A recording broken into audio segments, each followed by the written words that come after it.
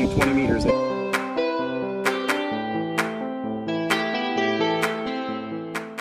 So good evening, everybody. Thank you for coming to the YCARS May program meeting. It's good to have everybody here tonight, and our special guest, Tim Duffy. For those of you who are unfamiliar with Tim, he is the CEO of Dx'er Engineering and the owner of the K3LR super contesting station in West Middlesex, Pennsylvania.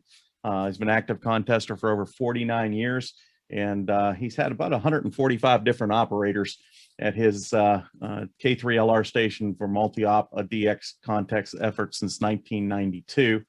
K3LR has over 800,000 QSOs. And Tim's a world-class contester. He's was in the World Radio Sport Team Championships 5 times and is in the CQ Hall of Fame, Contest Hall of Fame, was elected in 2006. He served on many of the contesting boards, including the CQ Contest Committee and the ARL Contest Committee. So Tim knows a thing or two about contesting and DXing, as you can imagine, and knows a lot about building equipment as well. Tim, I'm going to turn it over to you and let you take it away from here. Thank you for all the tireless promotion of amateur radio you do. It's just amazing to see what you've built at Dx'er Engineering and what you've done with your contesting group. Thanks very much, John, and thanks for the kind invitation to have me speak to the club here tonight. Clubs are the backbone of the amateur radio hobby, and I'm president of my local club and a member of 4 or 5 different clubs. I cannot get enough of amateur radio clubs. So good evening to everybody. We're going to go through 2 topics tonight. Our first topic is going to be contesting. And I'm going to share my host is disabled screen sharing.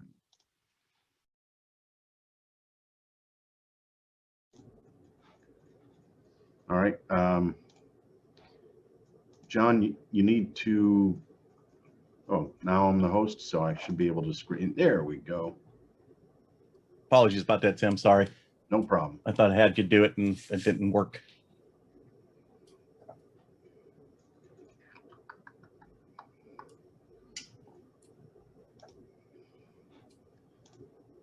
That's not, we don't want to do that one yet.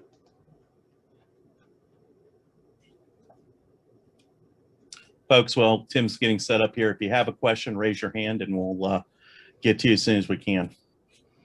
Do you see that, John? Hasn't come up yet. It says K3LR is sharing, it started sharing screen, but it hasn't come up yet. For some reason it says it's paused and stop to share. Start the share.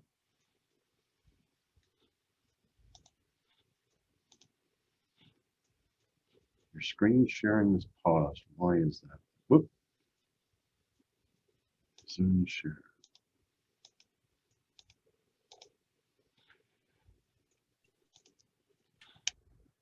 Well, normally this is really easy to do, but let's try again. There it is. Okay, good. Great. Here we go. So we're going to talk about contesting, one of my favorite things to do in amateur radio. And we want to make sure that, you know, everything, this is a hobby. So we want to do things that are fun. That's what this is all about. And having fun with contesting can really be very enjoyable. And you don't have to have a big station to have fun with contests. That's what's really great. No matter how big or how small your station is, you can get on and work a lot of people, especially on the weekend contests. And we're going to talk about that here tonight. So we're going to talk about some online resources, how to win a contest, the variety of contests. We're going to talk about getting started in contesting. What is the object and what kind of a ham enters a contest? So here's the, there are 3 kind of types of contesters. There's the casual contester, which is what most people are. And the idea is just to have fun, maybe improve your operating skills, work some new countries, states or counties, or parks on the air, summits on the air. and because there's a lot of activity surrounding the contest. And then there's the feisty contester, which is known as the ham that it has a desire to compete, maybe as part of a club. And then there's the committed contester, which is all the way in and doesn't sleep and is really into the contest. So what are the benefits of contesting? Well, it is fun. For those of us who participate in field day, for instance, and some people say, well, field day is not a contest, it's an operating event. But, you keep score. And if you keep score, it's a contest. That's how I look at it. But whatever, it's fun. We all know that field day is fun. Contesting definitely improves your operating skills. And with that, I mean, it's excellent for preparing for emergencies. Contesters have to copy call signs, they have to copy exchange information, they have to get it right. And so that is really good preparation for emergencies. Remember, if we don't use our spectrum, we're going to lose it. And that's especially important when it comes to VHF contests. The June VHF contest is coming up in a couple of weeks. And that's going to be, 6 meters and 2 meters and 432 are going to come alive because contests drive a lot of activity. And do you have to have a contest station to have fun in contests? No. You can have, if you want to go to a big gun station, you can. Those big guns will have multiple radios, multiple towers, maybe even some station automation.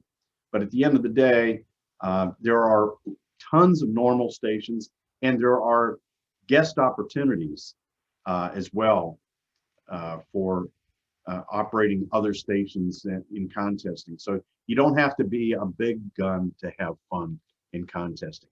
And how to win a contest? Work a lot of stations and work as many multipliers as possible, and work smart and make good band change decisions. This is a real key takeaway. Don't waste time or words. Again, when it comes to emergency operations, you're not going to say any more words than you need to. Know when to run and when to search and pounce, and then know when to take a break, because everybody needs to take a break. To get good, you have to, I like to listen to other good contesters and adapt their techniques. And so I still spend a lot of time listening to other stations that are doing it right. And after a while, it's very obvious to you what you're doing and how you can do it the same. Simple things make a big difference. If you just cut down the number of words that you have, you can you can save a lot of time. If you save time, you can work more stations. So just eliminating CQ and DE and just put test and then your call sign. On phone, again, shorten it up. Say the minimum amount of words to get it through. During field day, you're going to hear a lot of people say, please copy 3 Alpha South Carolina. Of course I'm going to copy it. But if you say please copy, that takes another 4 or 5 seconds. So don't say please copy, just say 4 Alpha South Carolina. I mean, that's all you, or 4A SC. When I lived in Oklahoma, it was great. We were 3A OK, and nice, short, and sweet. So you want to be very efficient. It's time management. There are many types of contests. Some of them are on SSB, some on CW, some on digital modes. There are DX contests, national contests. Field day would be a national contest, sweepstakes. And then there's the specialties like the straight key night, etc. And there's contests every weekend. Sometimes I've counted as many as 13 or 14 contests on the same weekend. So there's, you know, whatever your interest is, there is a contest for it. We talked about the VHF contest. There's also 10-meter contest, 160-meter contest, RTTY contest, the Worldwide Digital contest. And so you just need to look at WA7 Bravo Norway Mike, and I'm going to talk about him. He has a great contest calendar, and there are multiple categories. So you can compete as a single operator. You can have packet assistance or not, various power levels. The most popular power level is low power, about 100 watts. There are also a lot of passionate QRP people that are 5 watts or less. And then there's the up to 1500 watts, known as high power. Single band or single mode. For instance, this weekend, the K3LR station will be on as single band 20. And but in the fall, we'll be back to full-blown multi-multi. And so what is multi-multi? That's multiple operators with multiple transmitters. And we'll get into that a little bit more in the K3LR presentation. Contests are most often run on the weekends, and the durations can be as short as 4 hours. And also the maximum allowed operating hours varies. And the contest calendar by WA7 Bravo Norway Mike is really good. And so just Google WA7 BNM, and he's got a really good handle on all the contests that are going on. There are free online resources, the ARRL.org. They have a contest update newsletter. In fact, they had one just released a few days ago. That goes to over 100,000 contesters. Contesting.com is a great online resource, and the National Contest Journal, that's ncjweb.com. The best contest for getting started, field day. That's what hooked me, 1972 field day. I was the novice station, and that hooked me for good. Straight key night is another one, and the state QSO parties, and I think there are at least 46 state QSO parties, and they're really good for getting started. What's required to get started? Radio and antennas, a logging system. You can even use paper and pencil, but most people will use the computer-based logging software, which is very easy to use.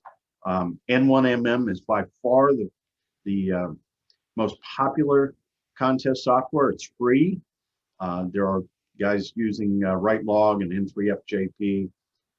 We use WinTest here at K3LR, and I'll talk about that a little bit more later.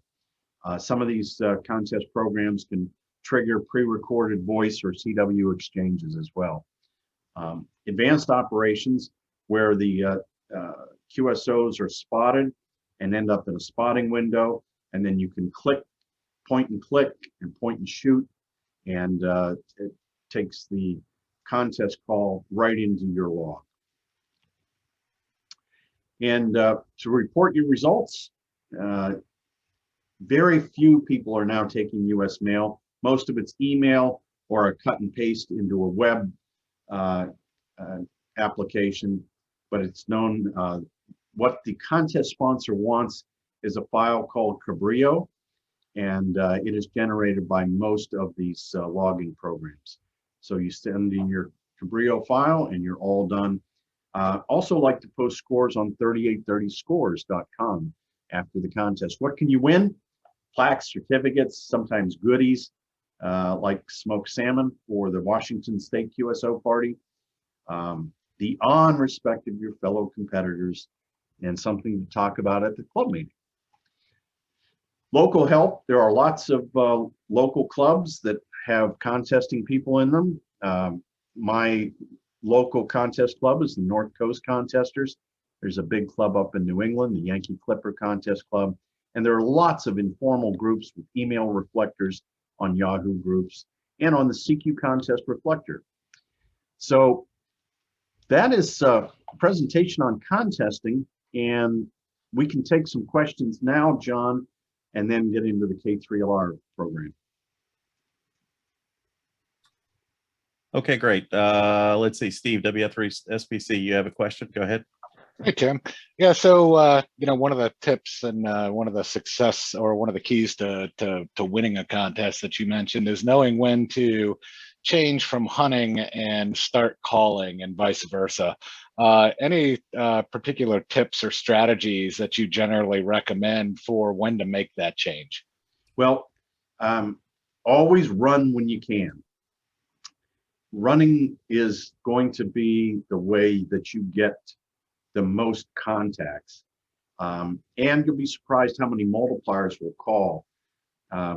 Those early field days, my mentors were all search and pouncers. They were afraid to call CQ, and so what happened is that, for instance, the 40 phone station would work about 200 QSOs the whole weekend. Wow, that's pretty bad. I thought it was fabulous, but right. he never called CQ. Right. And so I think about 2 or 3 years later, there was a contester that joined us in our field day group, and he said, "Watch this." And he started calling CQ at the start, and he had 130 QSOs the first hour. And I said, "Now we're cooking." That's awesome. So, one of the things, especially, as of late where we're at in solar cycle is, it feels like you've drained the pond, right? Especially on a particular mode, let's say 40 at a certain time, especially as you get late at night. How long do you typically wait, with no response to a CQ before you start hunting? Well, you kind of get a feel for it. Probably 2 or 3 minutes. If 2 or 3 minutes go by, I'll start searching and pouncing. And when I'm searching and pouncing and working guys that way, I'm always looking for a new frequency that might be better. And, sure. Yep. Less crowded. Because you never know with propagation who might not be able to hear you due to QRM, and if you just move up a few KC, now suddenly you're in the clear to them. Yep. Okay, right. Gotcha. Great questions. Anybody else? Just raise your hand. Well, Tim, I've got a quick question for you. With antenna choice for something like field day, with us being out in the field and having maybe 3 stations running, is there any advantage to running something that's vertically polarized and then maybe or is it easy to run just all horizontal or all vertical instead of a couple of different antenna setups? Yeah, I think for field day, a good old dipole is hard to beat. Okay. Good old resonant dipoles or dipoles fed with open wire that have open wire tuners that allow you to, go anywhere. That's really hard to beat. So I'm a big fan of dipoles for field day. All right, we're looking at running an 80 meter or 160 meter full wave loop with a 4-to-1 balun, and then I've got a specialty 40 meter antenna that we built a few years back. It's an array that we're going to run. I was just curious if there was any other suggestions, to go vertical or horizontal, but the dipole answers the question. Yeah, verticals are nice, but you have to have radials. And there's so many stations that are within several hundred miles of South Carolina, and the dipole, up 30 or 35 feet, boy, that's tough to beat. Gotcha. Okay, great. Anybody else have any questions on contesting for Tim?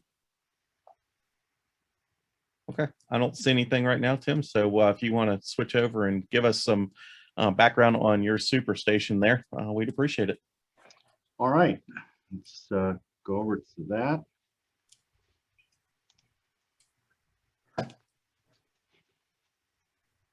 And let me know when you see my screen. Nope, it says it's paused again. Zoom is having issues tonight, I guess.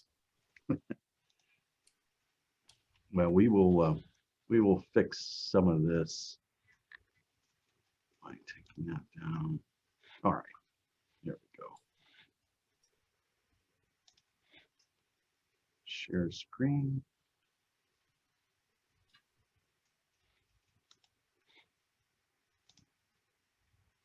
There we go. Okay, good. Okay, going to talk about contesting from the western edge of Pennsylvania. And again, multi-multi means multiple transmitters with multiple operators. And now, do you still see my screen? Yes, Okay, sir. good. All right. So this photo is a young now WA3SZX at 13 years old. I had just passed my general license, and so I was licensed when I was 12 years old, and this is my bedroom station. I was lucky enough to have a tri-bander on the roof that allowed me to work DX on 15 meters as a novice, and as I progressed to general, advanced, worked even more DX. But CW has always been my first language, and I'm on CW every day. It is still my favorite mode. As John talked about, K3LR is right on Interstate 80, right against the Ohio-Pennsylvania border, about 65 miles northwest of Pittsburgh, also about the same distance to Erie, Cleveland, and Akron, Ohio. So a lot of big towns that are fairly close. And the property at K3LR sits on the south side of Interstate 80, 1 mile off the border, and right next to a visitor center. And so sometimes people will hop the fence at the visitor center, come over and knock on the door. The secret to the success here is really the operators that come and operate here at K3LR. But we do have an advantage when it comes to our terrain towards Europe and Japan. It falls off very quickly, which allows for signal enhancement in 2 key directions for DX contesting. And then it's flat towards the Caribbean and also towards Australia and New Zealand. But the money's in Europe, and about 75% of our contacts come from Europe. Another 10% come from Japan. Taking a look at the property overhead, there's a 160-meter 3-element rotatable Yagi. I'm going to talk about that. There's also 2 4-squares on 80 meters, and you can see them in the middle of this photo. They're broadside on Europe, and then the tall 40-meter tower is at the bottom. In where the house is the 15-meter 4-high stack, 10-meter 4-high stack, and then the 20-meter tower. Let's take a look at the 40-meter tower here at K3LR. This is the tower itself is 260 feet tall. It has 3 full-size 4-element 40-meter Yagis on it. They're on 50-foot booms. The longest element, the reflector, is 75 feet long. They each weigh 410 pounds. And the ones that are mounted down the side of the tower are on ring rotators that allow a 360-degree azimuth for those antennas as well. In fact, every antenna that is here at K3LR can be rotated. And on top of the tower is a 9-element 10-meter Yagi on a 60-foot boom. That's on top of the mast at 275 feet. The tower is a Pyrod tower, as all the towers are here at K3LR, and it has 138 square feet of wind load on it. This is the largest 40-meter antenna array in the world, and there's a Yagi at 260 feet, one at 190, and one at 120 feet. And there's also Yagis for 20 and 10 meters on here as well. The tower is beautiful. The antennas are very large, and this works incredibly well. There are 11 operating positions here at K3LR. Each operating position has their own antenna system. So there are 2 on 10, 2 on 15, 2 on 20, 2 on 40, and 2 on 80, 1 on 160. And it's designed that way so that we have one station on a band calling CQ all the time, and the other station is interleaving with search and pounce QSOs. Another shot of the 40-meter tower so you can get some idea of scale. There's some of the 10-meter Yagis down the bottom. In the middle of this tower is a horizontal wall or flag receiving antenna. This is also on a rotating ring at 160 feet. And this is a receive antenna for 160 meters. And sometimes it's the best receiving antenna for 160. Taking a look up the tower, you can just see how busy things are. Lots of aluminum, the ring rotators, etc. And going over to the 20-meter tower, this is what the run station uses on 20 meters. There are 4 6-element Yagis or full-size Yagis on 50-foot booms. And so this is the one at the top. There's also an 80-meter dipole at the top of the mast here that is 110 feet long. And down the side of the tower are 2 more 20-meter Yagis. And in the middle of this tower are 2 2-element 40-meter W6NL Moxons at 185 over 120 feet. This is used for the second station on 40 meters. All of the guy wires here are Philly strands, so they're all non-conductive. We don't have to have insulators to break things up. You see the 2 small boxes in the middle of the tower. Those are some of the antenna switches that go on for the stacked arrays. Looking up at the busy 20-meter tower, and over to 10 meters, 4 8-element Yagis on 50-foot booms, and on 15 meters, 4 7-element Yagis. They're optimized wideband arrays, or OWAs, which keep the SWR very low across the entire band. On top of the 15-meter run tower is a 10-element 6-meter beam, and that's there to find noise. We really don't operate VHF here, but having a very quiet noise situation is vitally important. And so this long boom Yagi on 6 meters is a great noise finding beast. And so that's primarily what I use the 6-meter Yagi for. Back in 2018, we had a problem with a drunk driver hit one of the guy anchors on the 20-meter tower, and that caused damage to the tower and damage to the antennas. And so we had to replace the tower and the antennas. The old tower is the not so shiny tower in the foreground. In the background is the new painted tower that is going into position. And you know it's a big crane when they bring a crane to build the big crane. And so this is a 100-ton crane to help us to tear down and build the new tower. And new tower going up, you can see the ring rotators going into position. This is the top of the 20-meter tower. You can see the strong Pyrod tower. It's solid steel legs, not pipe like Roan. These are solid steel. And the DX Engineering TB400, that's a 3-inch thrust bearing in place. Here are 2 of the 4 6-element 20-meter Yagis that were installed on the tower. And this is the 6-element Yagi going up to the tower top using the crane and going into position, and then at the top of the tower. Tower crew hooking things up. Note the steps that are on the mast. That allows us to go up to the 80-meter dipole. We have steps on all the masts here, so that you know, that's a 3-inch DX Engineering chromoly mast, very strong. Because this tower is taller than 200 feet, it has to be lit and painted per FAA and FCC. So tower crew getting the 20-meter beam all hooked up, taking a look at the VSWR sweep from the rig expert that they had up on the tower using FaceTime. And so I could see right from the ground exactly what the VSWR was.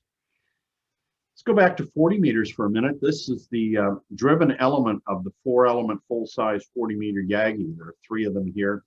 And you see the red tape that's right on red. All of the center conductors of the coax of every Yagi here at K3LR has the center conductor on the right-hand side. That's very important for stacking.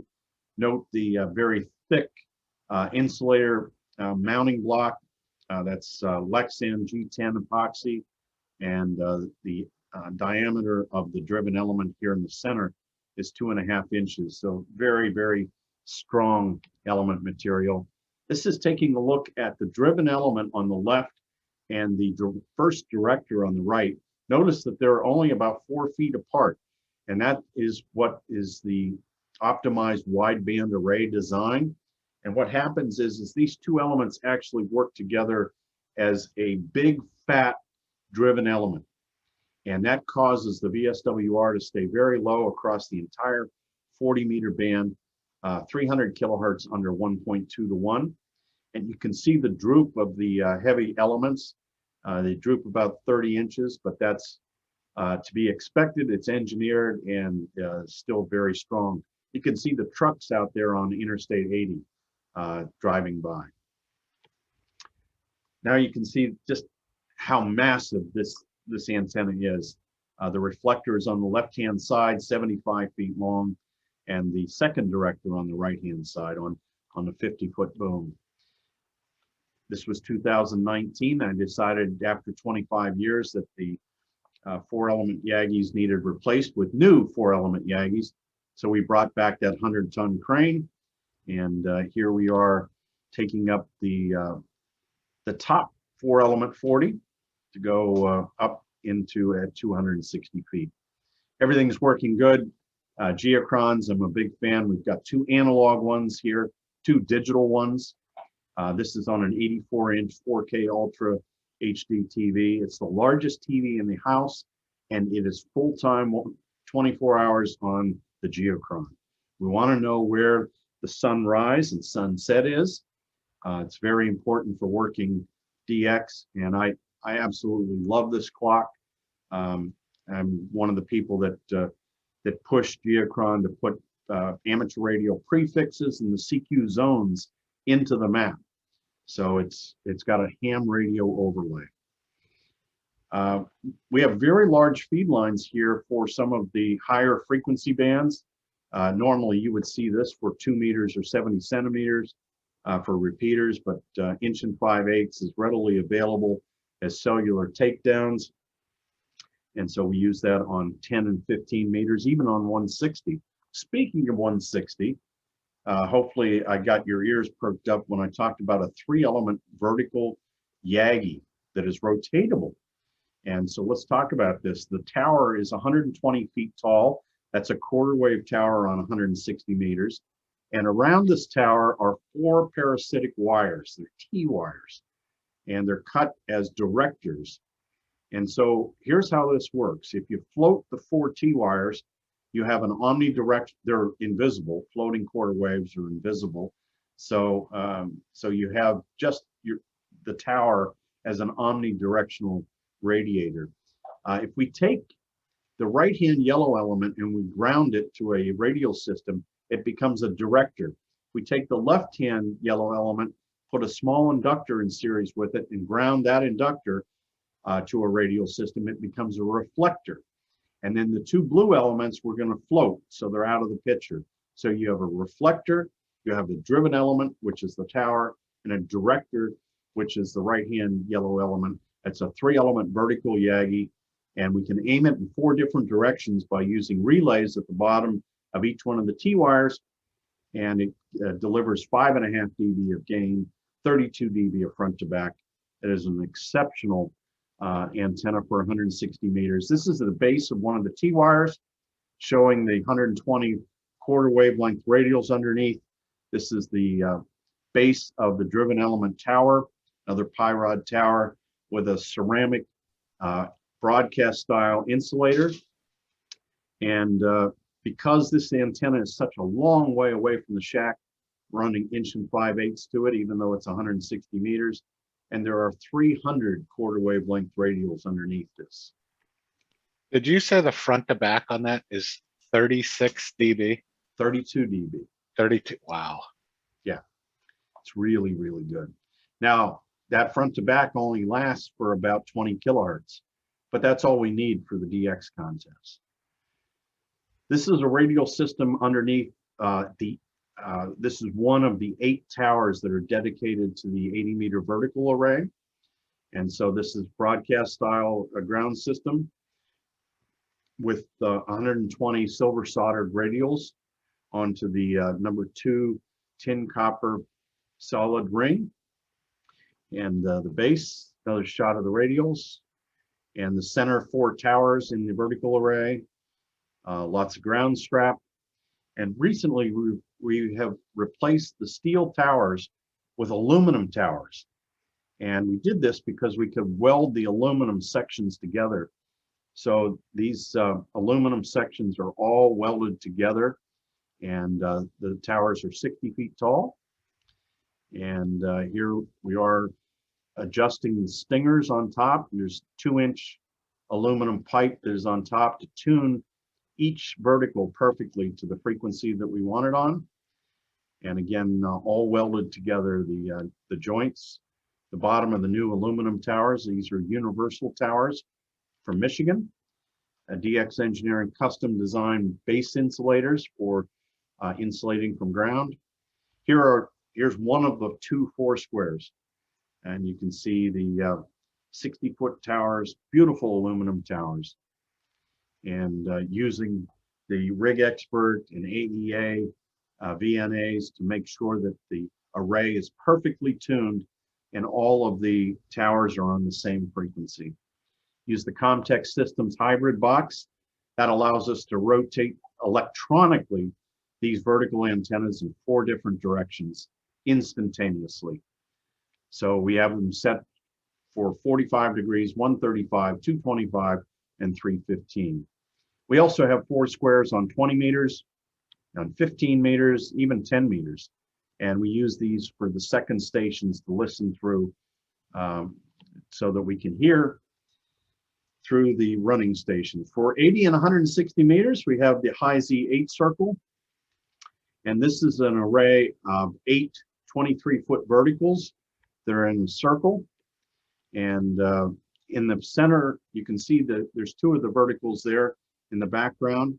In the center is a master control box. Inside are the hybrid couplers and the coaxial delay lines for making this system work. And these are the chokes on all the feed lines to keep them cold, to make sure that there's no radiation from the feed lines. Here I am with my friend W3YQ. I just had dinner with W3YQ and his wife W3LT tonight. We have been friends for 50 years. We grew up on ADCW together. It's where I first met Tim. He lived in Pittsburgh, and I first visited him when I was 14 years old. We're still lifelong friends today. It's not often you can say you have a friend for 50 years, and I'm very thankful. Tim is actually building a house 1 mile away from me, so we're going to even get to hang out more. Wiring up all the chokes. This is RG6 quad shield, and all the wiring. This is the base of one of the 8 verticals for the 8 circle, and inside you have an element buffer amplifier, and then 2 chokes, one for the signal, one for the power. And so that's what's going on there. And these are all the element buffers for all of the verticals here at K3LR. We also have a 4-square receiving array. Inside that choke box, 26 turns of small 75 ohm coax on a number 31 ferrite toroid develops over 10,000 ohms of common mode impedance. So it's really, really effective. This is the house at K3LR. It was built in 1865, been completely restored, and everything has been added to it. Electricity, running water, air conditioning, and a world-class amateur radio station. We have our own 50 kVA transformer from the Pennsylvania Power Company.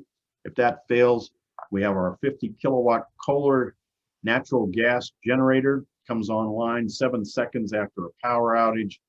It's an 8-cylinder Chevy engine, and we've never had it come on during a contest, but it could be a lifesaver if we ever lost mains power.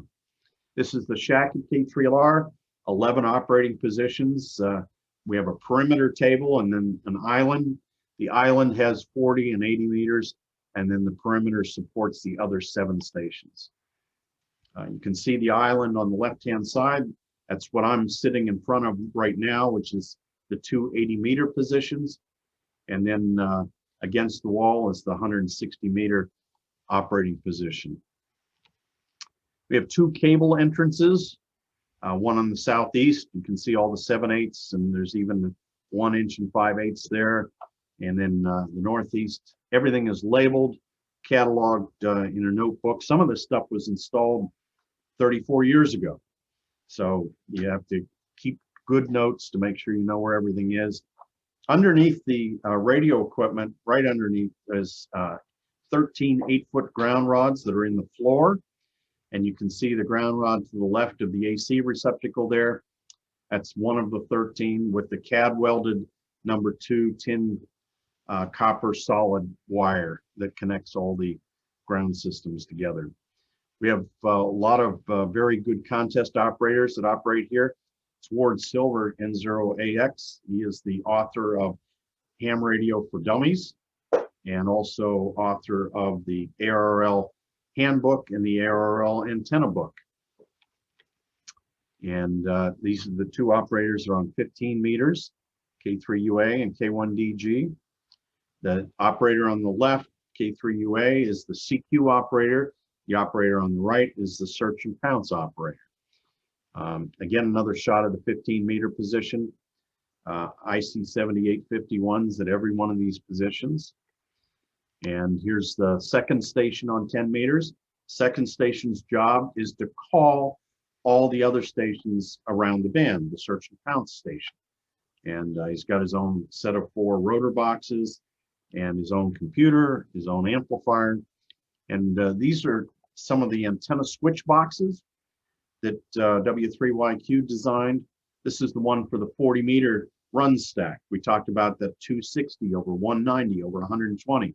In this position, we're feeding 1/3 of the power into each one of these Yagis, known as all. So all 3 antennas are active. The operator can also select any single antenna, or he can select the top 2, the bottom 2, or high-low. This is the 15 run. We talked about it being a 4-high stack. And there are 10 different combinations that the operator can select. And here again is the 15-meter run position. Notice that the operators have to coordinate with each other because only one transmitter can be on the air at a time on a given band. So if the CQ guy is calling CQ, the search and pounce guy cannot transmit. It's actually locked out with a very efficient lockout box. Here's the 15-meter switch. At this particular time, they're not feeding the 160-foot antenna. They're only feeding the bottom 3, known as bot 3. So they're feeding 120 over 80 over 40. And they have a heads-up display on their watt meter. And we actually had to take and put new SO239s on the watt meters. Some of these watt meters are 50, 55 years old, but they work really good. This is the rotor stack for that 3-high 40-meter run array. And DL1QQ brought a mug from Germany that says size matters. I've heard the recordings of what we sound like in India, in Thailand, in China on 40 meters. It is spectacular. It's really a lot of fun to use this antenna system. Each one of the bands, except for 80 run, has its own single band amplifier. These are my designs. It's a single 8877. It runs 1500 watts output on the dime, and very reliable. You don't have a band switch, so it's very easy to make a triode amplifier work. Each one of the amplifiers has its own 4,000 volt power supply.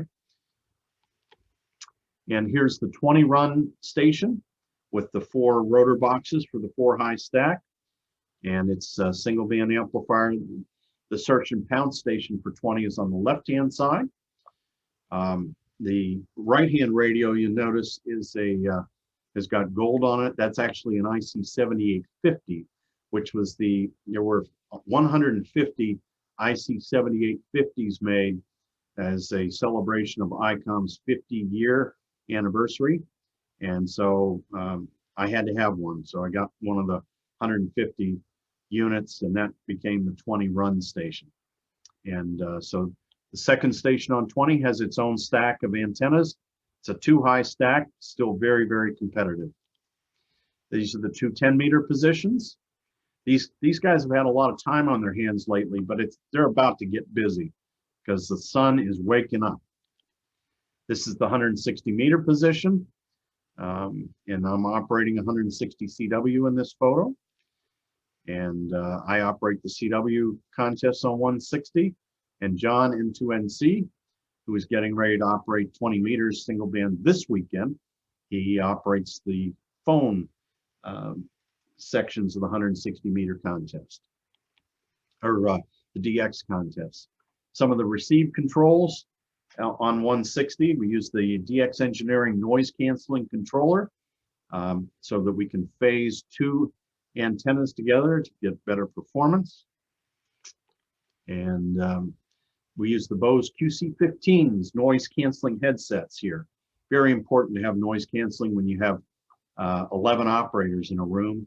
This is the way you cut down on the noise. I mentioned that we use the ICOM IC7851 at each one of the stations except for 20 run, and it is best in class ergonomics, really good receiver performance, and the operators seem to like them. This is my friend Al, N5UM from Oklahoma City. I operate 75 meters in the phone contest, and Al operates with me. Al's at the search and pounce station, and this is Al at 4:15 in the morning taking a little power nap. And but that's okay.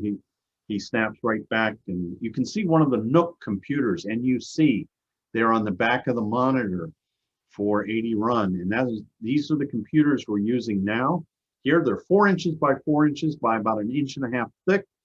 They are very, very good. They run on 12 volts, very low RFI, full Windows computer, and they're very inexpensive. Another shot of the Nook on 20 run, and space saving galore. This is the box that allows us to share the 2 4-squares between 80 run and 80 search and pounce, the 80-meter XL twin turbo +2. Great switch box, custom designed by W8WWB. We have high power harmonic filters. You know how hard it is to keep stations out of each other for field day running 100 watts. Imagine what it's like with 1,500 watts and big high gain antennas to keep things isolated. So there's a lot of work that has gone into high power filters on the output of the amplifiers. When the operators aren't operating, they are hanging out at the DX barn. The DX barn is 100 feet away from the shack. Inside is a full kitchen, multiple restrooms, shower, sleeping for 8, and my QSL card collection is in the back there. That's almost 125,000 QSL cards. And I've asked them to be buried with me because I just don't have time to sort them right now. Operators having a good time. This is 20 run and 20 search and pounce. Here's Andy N2NT and John K1AR on phone. Notice the boom microphones, still the 20-meter position. Dave KM3T taking a little nap on 20 meters in the middle of the night. That's okay, because he's taking care of business. If somebody is on the band, he'll be there. DX Engineering foot switches this is what we use on SSB. Here's our lockout box for the run and the mult station, so that we make sure that only one transmitter at a time is on the air. This is showing the lockout box status. That little gray box where the LED comes on, that means that the CQ station is transmitting, and now the CQ station is not transmitting. And here's the for the 20 mult or 20 search and pounce station, they have 2 Yagis, 150 feet over 100, And they're currently running in BIP, which is both in phase. They can run both out of phase, and they also have control of the foursquare at 45, 135, 225, and 315 degree azimuths. Operators having a good time. NP4G comes here in March. He's an orthodontist in Puerto Rico, but he's fluent in Portuguese, Spanish, and English, which is very helpful on 10 meters. And these guys like to have fun. N3GJ, one of the best. Here's Justin, G4TSH, the 80 run station, Phil K3UA at the 80 search and pounce. Justin comes over every year to operate the CQ Worldwide CW from London, England. So this is all of the operating positions. There's 40 meters on the left with W2RQ and N2NC.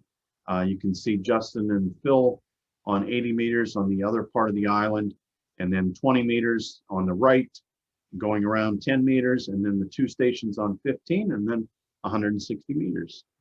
I'm very plugged into getting youth to operate contests and have fun with ham radio.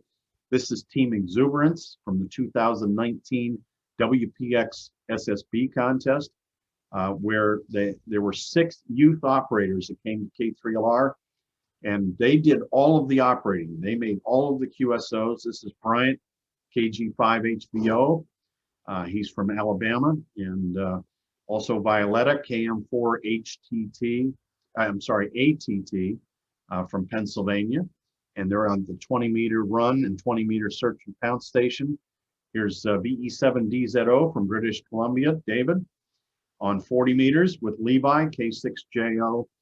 And here they are after the contest, writing thank you cards to everybody that donated to their GoFundMe page. They raised over $5,000 to defer all the costs of flying in and coordinating for their operation at K3LR. Very proud of this operating team. Tommy H8RT from Hungary, and Marty NN1C from New England. These 6 operators, this was Violetta's idea. She's the one that assembled the operators. She said, can I bring 5 of my friends to K3LR? I said, absolutely. There were several parents that came as well, but the youth did all the operating. So they made all the QSOs. Marty NN1C had said, I have an operating plan that shows if we make 3,700 contacts, we should do very well in the contest. At the end of 48 hours in the multi-tube transmitter category, this team of 6 youth operators made over 6,000 contacts. They were number 1 in North America, number 1 in the United States, and number 4 in the world. So an incredible effort. They had never operated together. I helped coach them, W3YQ helped coach them, but we didn't make any of the contacts. We just made sure that they were fed and watered. And boy, it worked out very, very well. I also host the K2M operation here at K3LR for a Saturday during that week-long operation. You can see here's 20 run and 20 search and pounce. Actually, what we have here is 20 run on the right-hand side is on CW, and then 20 search and pounce is on SSB with Michael, W3MLJ, who's been coming here for the last 3 years, and he's with his father there. So very, very nice operation, the 13 Colonies event that happens in July. We get visitors from all over the world. Here's one from Finland, and here's Riley Hollingsworth visiting K3LR. You may remember Riley worked for the FCC in enforcement. He gave K3LR the white glove treatment and said everything looked in order. And famous DXpeditioner Hal, W8HC. We do analytics here. We do track our multipliers and QSOs in the various contests and how we stack up against our competition. We contribute to the reverse beacon network. This is a stack of 6 high power PCs with 6 SDR radios. Those PCs have been replaced by the NUCs. These NUCs are about 3 inches thick. They've got more processing power, but There's one NUC for each one of these Perseus SDR receivers, which is run the CW skimmer software. And then we contribute that to the reverse beacon network. And lots of ferrite here at K3LR, keeping RFI down. Power distribution, all linear power supplies, or no switching power supplies here at K3LR. No wall warts and no iPhone chargers. And this is a iPhone charger wall wart free zone, and that keeps the noise down. We make coffee 1 cup at a time with the Flavia system. We eat well, trying to eat a little healthier with Nutri-Grain bars instead of loads of chips. We do have a chef that comes up and cooks for us sometimes, Chef Sal, WM2H. He's a great contest operator, but he's an even better chef, and he likes to smoke large sizes of meat. And so Sal takes care of the kitchen. For breakfast, N2NC makes breakfast on the phone contest, and I make the CW breakfast.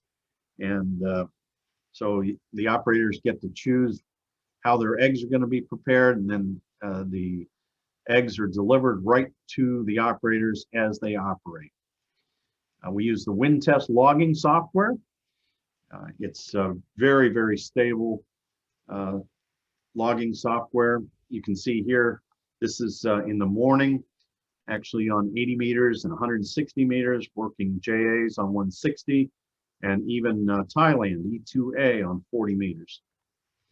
Keeps track of our score, QSOs, CQ zones, DXCC countries, duplicates, and constantly calculating the score.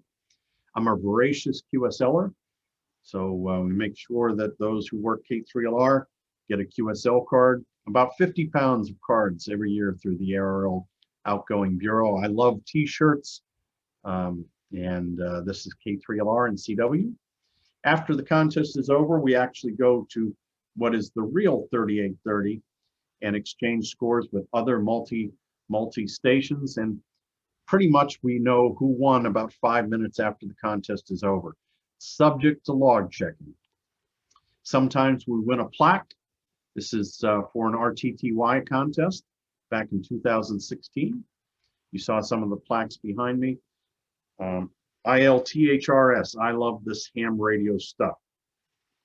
And for this contest, Sal brought his girlfriend Liv, sitting beside Sal to the event. She also did some of the cooking, but this is what it takes. This is 12 or 13 operators to do a multi operation at K3LR.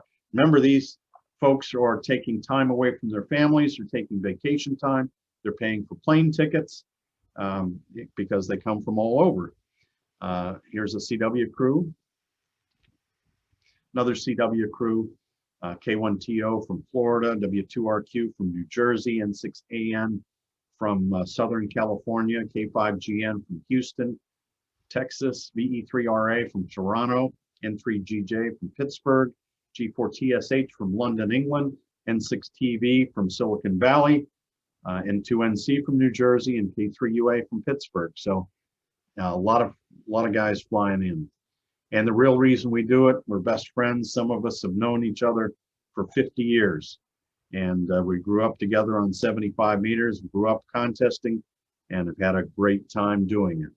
I'm very proud of the fact that we do tours here at K3LR. And of course, YCARS is invited to come up and do a tour of K3LR. This is the University of Pittsburgh Pitt Panther W3YI Club, and they came up with their faculty advisor. Spent a whole day at K3LR. We talked about studying hard in college, life after college, amateur radio, and lots of other things too. But typical year, we'll have 15 to 20 tours here. We've already started tours back. We've had 3 different tours here already since COVID has calmed down. And we've got tons more scheduled for this summer. So very excited to have clubs come from all over to see this great radio station. This is 34 years of my life. I only have one hobby, and that's okay. I only need one hobby. So John, with that, I'll take any questions. If you have any questions, please raise your hand. And John, I assume you're going to coordinate the tour schedule and get that on the books for us. Absolutely. Well, Tim's going to get a surprise visitor in October when I'm up for a family wedding. I'm going to make the trip. I'll only be staying about 10 minutes from there. No, I'm serious. A YCARS field trip, get a nice, chartered vehicle up there would be a fantastic little weekend escape. Yeah, heck yeah. I know the way, so no problem there.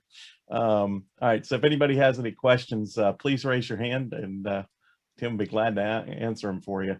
Tim, that's just an incredible station. I'll tell you what, just sitting there going through those pictures and looking at all that aluminum hanging in the air, I just, my mouth is salivating. And by the way, if you need another cook, I'm your man. I'll come up there and cook for you guys anytime. Andre, you might have some questions. If you don't mind, this is Andre W3PAL. I was just curious, my tower is only about 85 feet to the very top, and I always get paranoid when there's a lightning nearby. Have you had any lightning strikes, and what kind of measures do you guys take to prevent any equipment damage? Now, we disconnect, Andre. The contests occur at a time when there's not really lightning season. So we just disconnect all the antennas, and that does the job. Okay, well, that's about the plan that we're going to try to disconnect everything at the club too. Well, Tim, we've got a unique situation. We had a club member who we have a lot of folks who are in HOAs here in local here, because we're on the suburbs of Charlotte, North Carolina. So we end up with a lot of HOAs, but we've got several club members who can't put up antennas, and one of them put up the money and bought a Flex 6400 for the club that we're going to put on the air remotely. Any suggestions for us, because we want to keep that available 24/7 for us to protect it? Well, get the best stuff you can. We sell a lot of really good lightning protectors at DX Engineering, and make sure you got things well grounded. Yeah, we just drove, what did we drive? 10 rods. 10 rods around the building. And we've got two towers. We've got two 40-foot towers. In fact, we ordered several antennas from you all to put up. We've got a 17-meter 5-element going up, a stack for a 6-element or a 5-element 6-meter, and then we've got an A3S with a 30-40 kit going on the other tower. Great. And then we've got some wire antennas around the facility. That sounds good. All right. Anybody else with any questions? Don't be shy, folks. It's once in a lifetime opportunity to get a few minutes of this guy's time. I'm telling you. Well, if we do have a chance to visit your station, can we call CQ and make a contact? Sure. Maybe once. Absolutely. Yeah, Andre's a pretty good contester himself. He's pretty shy about it, but he's a really good contester. All right. Hey, John. Yes, sir. I was going to tell Tim, I know everybody's probably in some time in their life has seen Willy Wonka and the Chocolate Factory. So I'm telling you, that's absolutely amazing there. I can see you guys going in there. You'd have to handcuff all those guys, because that's absolutely amazing. I don't think them 7851s are going to fit under anybody's jacket. That's absolutely amazing. Thank you for that. Yeah. All right. We did have one question from our vice president. I don't know if he's still in here or not. Did you at one point in time work for Eastern Airlines, Tim? No. Okay. No. Yeah, you were in telecommunications your entire career, right? Okay. Yep. Yeah. Obviously, you had to be and do something, right, to pay for all that stuff out there. All right. Anybody else have any questions? Tim, I think we've got a pretty quiet group here, so I think we don't have any other questions, but I really do want to thank you. It was I think we're still trying to all pick our jaws up off the floor. And that may be the case. But yeah, we will definitely maybe talk to you or Terry about coming up and making a visit. Maybe we can do a weekend visit. Sure. And I'm serious. I may drop by if you don't mind in October. I'll reach out to Terry and let her know when I'll be up there. If you have time, I'd love to see the place. Yep. And except from the road from I-80. anyways, but thank you so much. And it was very, very kind of you for doing this. And again, we do appreciate everything you do for amateur radio, not only from the DX engineering side, but your cheerleading for amateur radio out there, and all you do to promote the hobby, engaging the youth is just invaluable. You're building a legacy that's going to last another generation at least. Thank you very much, John, and thank you again for the kind invitation to present to the club. And to those of you who are DX Engineering customers, thank you for your business. If you're not a DX Engineering customer currently, try us. Give us a try. I think you'll be very, very surprised how well it goes. I've got a talented sales team with over 400 years of combined experience, and we ship really fast. So yeah, give us a try. We'd love to be your go-to source to have fun with the best hobby in the world. Yeah, absolutely. I call it the best damn hobby on the planet after the Ohio State Marching Band. And Joel was holding up his DX Engineering sticker. I've got a book of those things around here. So, and guys, I'm serious. If you need technical help on stuff, their staff is second to none. I call them all the time, and he employs the finest folks, finest operators. So again, Tim, thank you so very much. We do appreciate it. I hope you enjoy the t-shirt and the hat, and you know, we'll catch you on the airwaves. And 7-3 and good evening, I guess. Sounds good. 7-3. Thanks very much, John. 7-3. Thank you so much. Take care. Bye-bye. Tim. Thank you. All right.